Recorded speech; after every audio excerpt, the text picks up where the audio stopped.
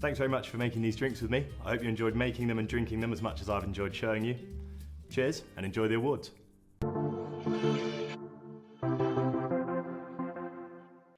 Welcome to the 2020 Outvertising Awards. My name's Jerry Dakin, and I'm your host for this evening. And Outvertising is a voluntary organisation supporting the LGBTQ plus people working in marketing and advertising, and encouraging the industry as a whole to be more positive and progressive in how it represents our community and its communications. There were a lot of rainbows, shall we say, applied to logos and lots of, you should be talking to the rainbow. And I was a massive fan of this one. I am a massive fan of this one. I think it's particularly when you look at the starting point and where you got to. You can't read anything from that image on its own, and I think, or what you can read isn't necessarily what you might think. It's absolutely amazing the actual coverage that it's got from Clear Channel. So obviously a huge, massive thanks to them. Essentially just to create posters that re-envisage current or past ads campaigns to be more inclusive.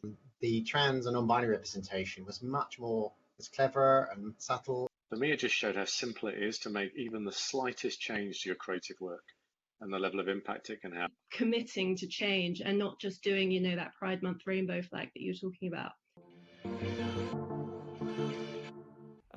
Congratulations to the winner. It's John Suné, and it's That's Why My Mums Go to Iceland. It managed to turn an advert that was previously withdrawn for not being inclusive enough into what is now an award-winning advert all about inclusivity. The great thing to know if you're a marketer is that not only does positive representation help you tap into the huge opportunity that is the pink pound, there's also research to show that the population at large responds better to more progressive advertising.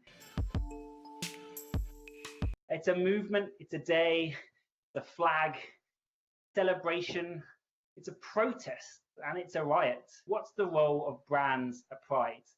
Are they helping amplify it and make it bigger? Or is it shameless commercialization to see them there?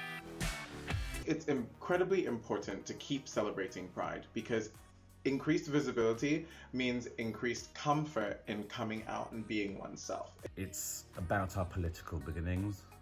It's about standing up for the continued oppression. To feel part of an LGBTQ plus family and knowing that we are there to celebrate love.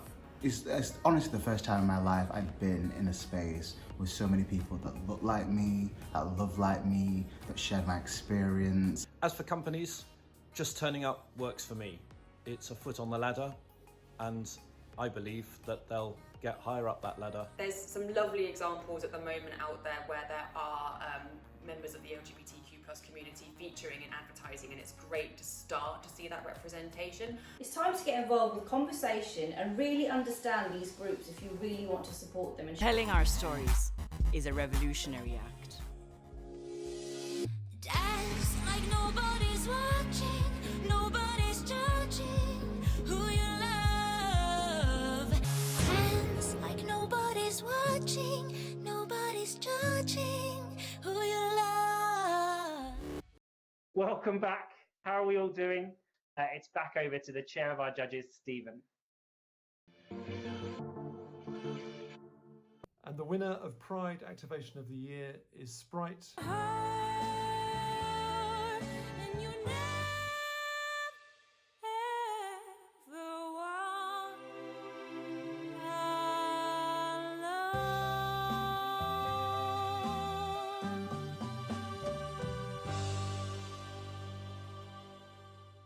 Santiago Conietchat from the Sprite team sent me the following message to accept their award. Now, of course, I don't stop being a gay man when Pride season is over. And I think one of the clearest messages to brands is exactly that we're here all year and we want to hear from you and be represented by you all year. It should be called I'm Here and I'm Queer and I'm Here All Year. Inclusive advertising should be for life and not just for Pride Month, which is... When I think of when I started at Pride and everybody just literally wanted to come in for Pride season, and now it's really interesting to see brands go throughout the year. In terms of what the steps they can take to find out more about what they can do, obviously, read the advertising guide. That's a great first thing. Get these voices on the inside of your work was go out and employ these people. Make sure that they are working to the same standards you are, and make sure your standards are high. Don't always use the usual candidates. So think about butch women, think about people with disabilities who are also gay. 5 months ago, black bus driver was called low skilled, Indian lady in Tesco's was called low paid, now they're called key workers. And the winner is Renault Clio, 30 years in the making.